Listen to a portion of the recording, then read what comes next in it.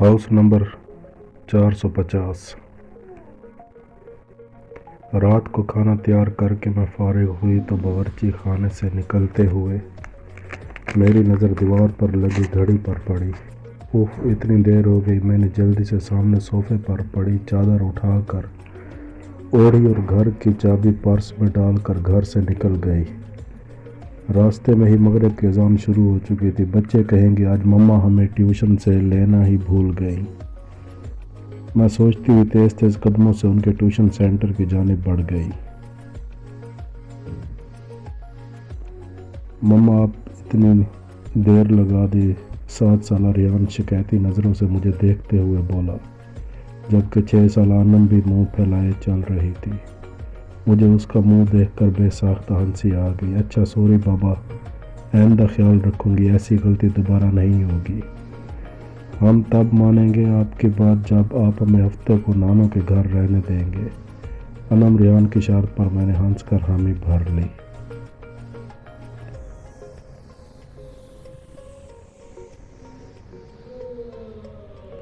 جلدی چلو، تم لوگوں کے بابا بھی گھر آنے والے ہوں گے۔ میں دونوں کا ہاتھ پکڑ کر سامنے والی گلی میں داخل ہو گئی۔ یہ راستہ شارٹ کٹ تھا، ادھر سے جلدی گھر آ جاتا تھا۔ ویسے تو میں روڈ سے ہی جاتی تھی، زیادہ تر اس گلی سے گزرتے ہوئے کتراتی تھی۔ اف مما، یہ کتنا ڈراؤنا گھر ہے، اس کو دیکھ کر ڈر لگ رہا ہے۔ ریان ہاؤس نمبر 450 کو دیکھتے ہوئے بولا، جو بالکل اندھیرے میں ڈوبا ہوا تھا۔ عجیب وحشت برس رہی تھی اس کی بات پر۔ میں نے دونوں بچوں کو لے کر جلدی سے آگے بڑھ گئی۔ رات کام سے فارغ ہو کر بستر پر لیٹی تو بے ساختہ نظروں کے سامنے وہ گھر آ گیا۔ اس گھر سے میرا ماضی جڑا ہوا تھا۔ میں آہستہ آہستہ اپنے بیتے ماضی کو سوچنے لگی۔ میرا نام علینا ہے، ہم 3 بہنیں اور 1 بھائی ہے۔ میرے بابا آرمی میں ہوا کرتے تھے، جبکہ اماں سادہ سی گھریلو خاتون تھی۔ میں انٹر میں تھی تو بابا نے اماں کی خواہش پر بڑا گھر لے لیا، کیونکہ جس گھر میں ہم تھے وہ گھر ہمیں کافی چھوٹا پڑ رہا تھا۔ جس دن بابا نے نیا گھر لیا، ہم سب بہن بھائی بہت خوش تھے۔ 2 منزلہ یہ بنگلہ نہایت خوبصورت تھا۔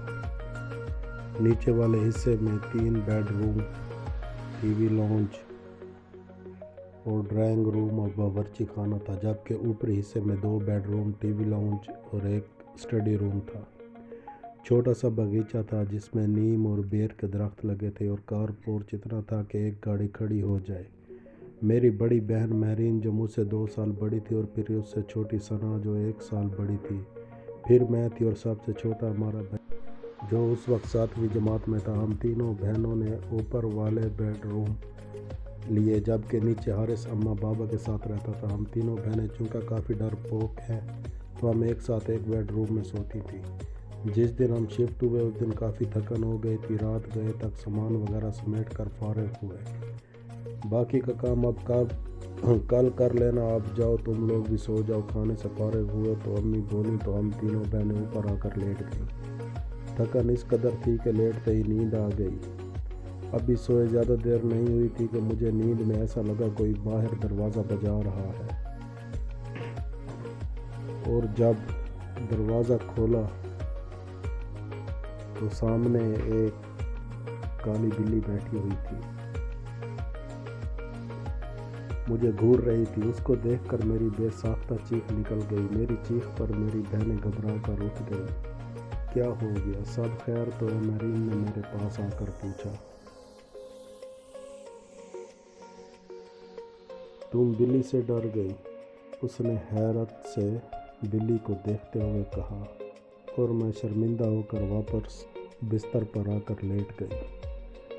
ہفتے کی رات ہم تینوں بہنیں رات دیر گئے تک جاگ کر باتیں کرتی رہیں۔ یہی کوئی رات کے 2 بجے ہوں گے۔ ہمیں ایسا لگا باہر ٹی وی لاؤنج سے باتوں کی آواز آ رہی ہے۔ اس وقت کون ہو سکتا ہے؟ ہم بولتے ہوئے کمرے کا دروازہ کھول کر جیسے ہی باہر آئے تو ایسا معلوم ہوا جیسے یہ باتوں کی آواز باورچی خانے سے آ رہی تھی۔ باورچی خانے میں ہم نے جھانکا تو وہ کالی بلی سامنے کاؤنٹر پر بیٹھی نظر آئی۔ ہمیں دیکھ کر اس نے چھلانگ لگائی اور سامنے کمرے میں گھس گئی۔ ہم ابھی سمجھ نہیں پائے تھے کہ یہ ہوا کیا۔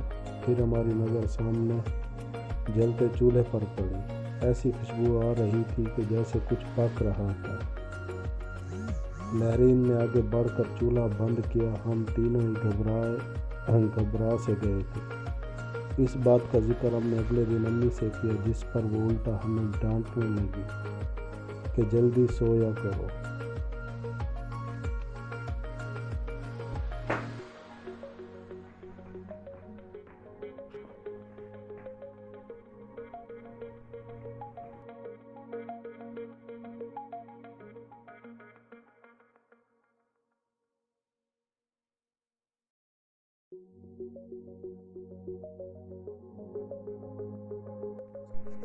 اتوار خالہ اپنی فیملی کے ساتھ ہم سے ملنے آ گئی تھی۔ رات دیر تک وہ اپنے گھر گئیں تو نیچے ٹی وی لاؤنج میں رکھے تخت پر بیٹھے ہم تینوں بہنیں اور امی باتیں کر رہے تھے، جبکہ ابو اور حارث سونے جا چکے تھے کہ امی کی نظر لاؤنج سے جاتی سیڑھیوں پر پڑی۔ ارے علینا بیٹا، اوپر دیکھو، کوئی بچہ رہ گیا۔ خالہ کے چھوٹے چھوٹے بچے تھے، کافی شرارتی سے۔ امی کو لگا کہ کوئی بچہ اوپر نہ رہ گیا ہو۔ امی کی بات پر ہماری نظر بھی اوپر گئی جانب جاتی سیڑھیوں پر اٹھی تو دیوار پر چھوٹے بچے کا سایہ نظر آیا۔ میں نے اٹھ کر اوپر جا کر دیکھنے لگی مگر وہاں کوئی بھی نہیں تھا، جس پر میں خوفزدہ ہو کر تیزی سے نیچے آ گئی۔ جب میں نے امی کو بتایا کہ اوپر تو کوئی بھی نہیں تو امی بھی چپ سی ہو گئی۔ ہم سب ہی حیران تھے کہ جب اوپر بچہ نہیں تھا تو وہ سایہ کس کا تھا۔ کچھ دنوں بعد بات آئی گئی ہو گئی۔ ہم سب گھر والوں کو کزن کی شادی میں اسلام آباد جانا تھا۔ 2 ہفتوں بعد ہم واپس جب گھر آئے تو بڑی عجیب حیرت ہوئی۔ پورا گھر شیشے کی مانند چمک رہا تھا، ایسے لگ رہا تھا روز گھر کی صفائی ہوتی رہی ہو۔ ہمیں یہ سب دیکھ کر بڑی حیرانی ہو رہی تھی، بلکہ حارث بولا ایسے لگتا ہے روز کام والی آ کر کام کر کے جاتی تھی۔ میں منہ دھونے کی غرض سے غسل خانے میں گئی تو غسل خانے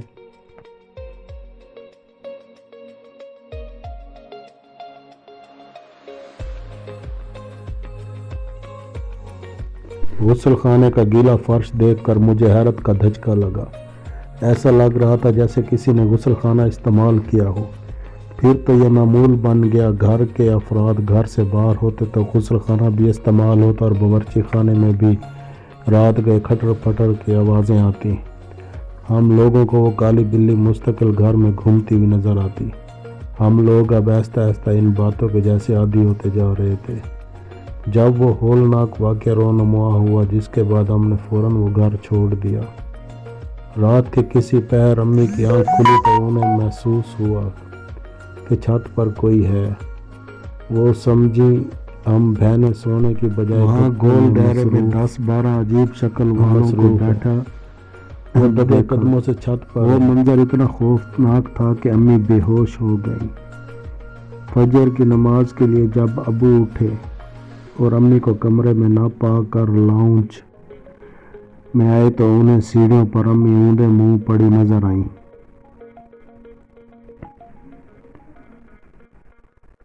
ہوش میں آنے پر جب امی نے رات والا منظر بتایا تو ابو نے فوراً فیصلہ کر لیا کہ یہ گھر چھوڑ دینا مناسب ہے، اس سے پہلے کہ کوئی بڑا نقصان ہو۔ تاہم ہم نے وہ گھر چھوڑ دیا۔